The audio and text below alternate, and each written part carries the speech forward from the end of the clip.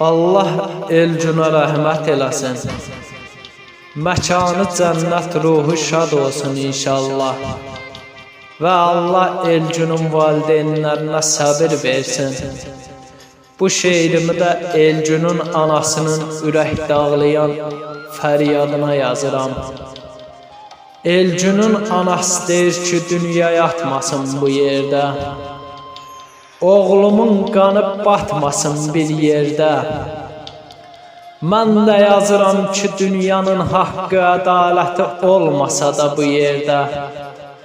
Allahın haqqı, ədaləti var hər yerdə.